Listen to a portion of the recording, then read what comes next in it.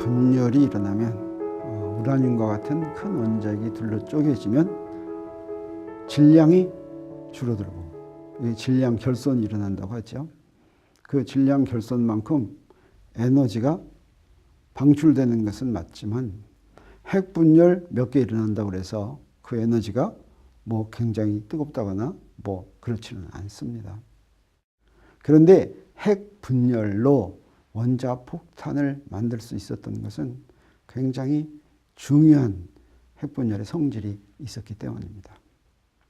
그것이 바로 연쇄 반응인데, 다시 말하면 핵분열을 한번 일으켜주면 그 핵분열이 계속 스스로 지속되는 성질이 있어야지 이제 핵분열을 이용해서 에너지를 계속해서 얻을 수가 있겠죠. 핵융합도 마찬가지입니다. 작은 원자핵이 모여서 큰 원자핵이 되면서 철 원소보다 더 작은 원소에서는 합쳐지면서 에너지가 바깥으로 나오는데, 그때 그냥 핵융합 한 번 일으키려면 입자 가속기에서 그 작은 핵 두 개를 뻥 충돌시키면 그러면 융합시킬 수 있습니다. 근데 그때 한 번 융합시키는, 한 개 융합시키는 것으로 에너지를 얻을 수는 없죠. 계속 핵융합이 계속되어야 되는데, 핵융합에서는 그래서 어떻게 하냐면 온도를 높여줍니다. 엄청 온도를 높여주면, 그러면 막 무질서하게, 온도 높여준다는 건 무질서하게 움직인다는 거죠. 그래서 이게 충분히 두 원자핵이 가까워질 수 있도록, 원자핵 안으로 들어갈수록 하면 이제 저절로 핵융합이 되고, 그러면 거기서 에너지가 바깥으로 나온다고 그랬죠. 그러면 더 뜨거워지겠죠. 그러면 더 온도가 높아지겠죠. 그러면 더 잘 충돌하겠죠. 이렇게 한번 높은 온도만 높여주면 핵융합이 저절로 계속됩니다. 핵융합을 저절로 계속되게 하는 것은 충분히 많은 질량들이 아주 높은 온도에 이르게 하면 저절로 핵융합이 계속돼요. 태양에서는 핵융합이 저절로 계속되고 있습니다.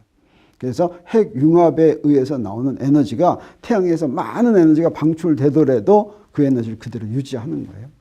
우리도 핵융합에 의해서 에너지를 얻으려면 어떻게 되냐면 일단 굉장히 높은 온도를 높여줘야 됩니다. 근데 문제는 뭐냐면 그렇게 높은 온도를 높여줬을 때 담아놓을 그릇이 없다고 하는 거죠.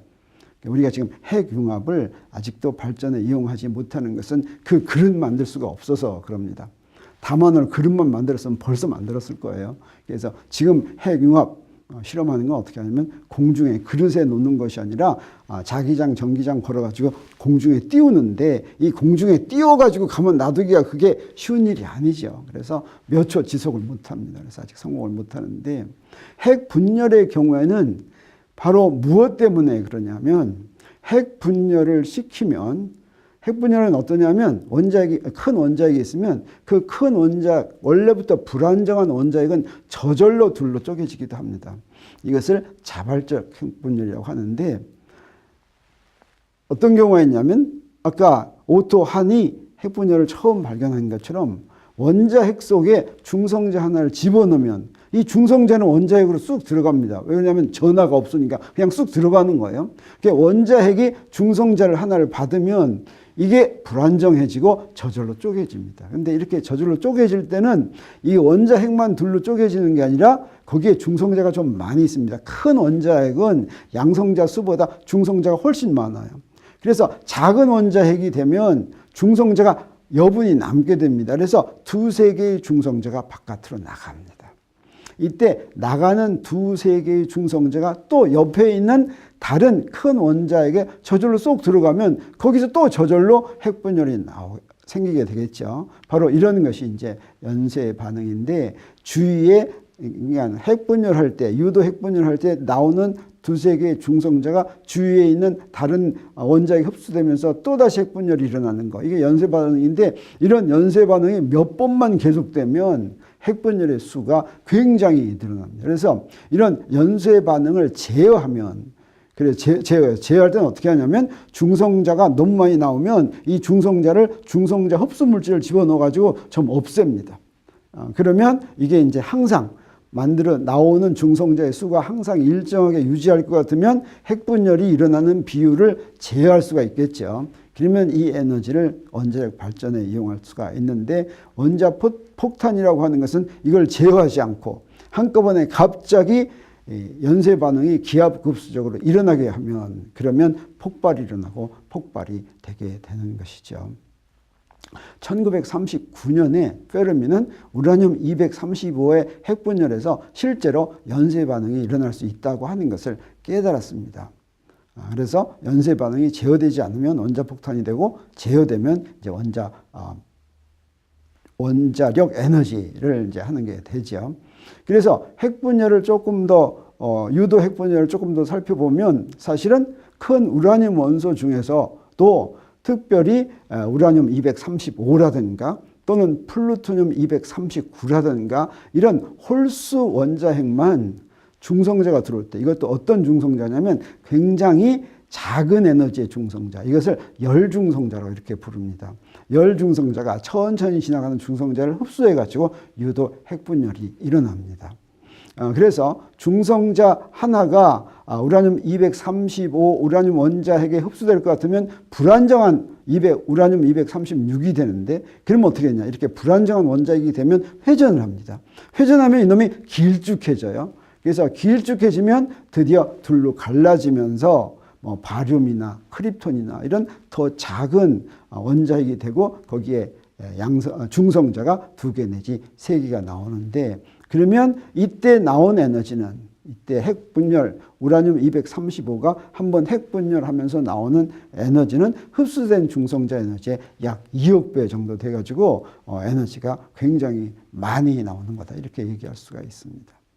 그렇지만 이런 것을 폭탄이나 또는 원자력 발전에 쓰려면 우라늄이 상당히 농축이 돼 있어야지 돼요. 이게 무슨 얘기냐면 자연에 존재하는 우라늄 동위 원소는 우라늄 동위 원소란 원자 번호는 같은데 원자 번호는 같은 92인데 질량수가 다른 것들이에요. 그래서 질량수가 234짜리가 우라늄 전체의 0.005% 정도입니다.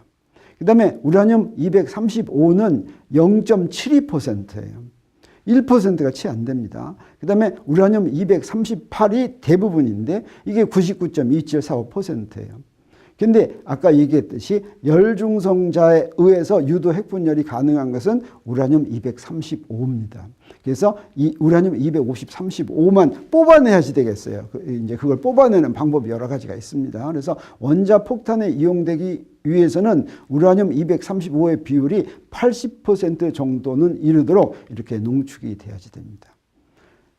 그렇게 농축만 된다고 해서 사실은 원자폭탄을 만들 수가 있는 것이 아니라 우라늄 핵분열의 연쇄 반응이 지속적으로 일어나는데 필요한 우라늄의 최소 질량이 있습니다. 이것을 임계 질량이라고 하는데 이 임계 질량만큼의 우라늄이 있어야지 그 다음에 폭탄으로 이용이 되겠습니다. 그래서 우라늄 질량이 임계 질량의 미만이면 어떻게 되냐면 그때 이제 연쇄 반응에 의해서 이렇게 중성자가 나오게 되겠죠. 이 중성자가 다른 원자에게 흡수되지 못하고 그냥 바깥으로 나가버립니다. 그래서 핵분열이 결국에는 정지가 되겠어요. 그래서 임계 질량이 돼야지만 충분히 많이 폭발에 이른다라고 하는 거죠.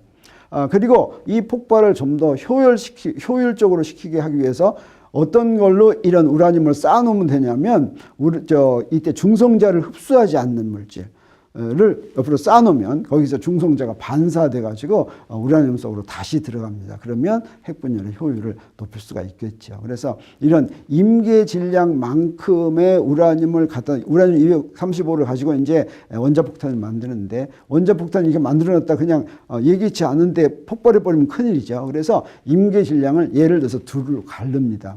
둘로 갈라서 이렇게 놔뒀다가 폭발시킬 때는 2개를 한꺼번에 합쳐가지고 거기다 중성자를 보내줄 것 같으면 그러면 임계질량이 돼가지고 폭발해서 원자폭탄이 되는 것이죠.